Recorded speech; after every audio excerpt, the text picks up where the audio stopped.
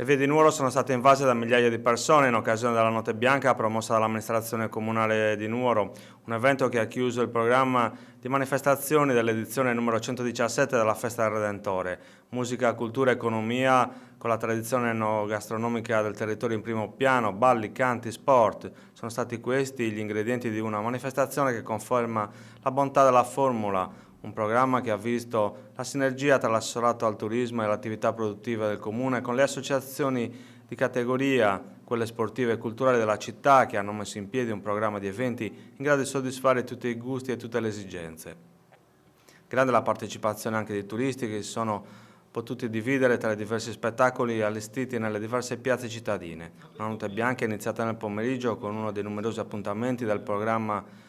Sebastiano Sata e la sua piazza, promossa dall'assessorato alla cultura, diretto da Sebastian Cocco, in occasione del 150° anniversario della nascita del poeta nuorese e del 50° anniversario della costruzione della piazza dedicata all'illustre intellettuale, un'opera concepita e realizzata da Costantino Nivola. E sul palco in piazza Sata sono saliti alcuni dei protagonisti della costruzione del celebre spazio urbano, il sindaco di allora Gonario Gianoglio, Tarcisio Balloi, uno degli artigiani che vi lavoravano insieme a Mastro Francesco Guccini, rappresentato dal nipote che porta lo stesso nome, e il maestro Giampaolo Mele Corriga, direttore del coro di Nuoro. Un dibattito moderato dal giornalista Luca Urgu, che tra aneddoti e racconti ha ricostruito a beneficio dei presenti quello che è un omaggio del più grande scultore sardo del Novecento a Sebastiano Sata. In serata la piazza, che si estende davanti alla casa natale del poeta, ha ospitato la manifestazione Poetry Slam vs Poesia estemporanea tradizionale.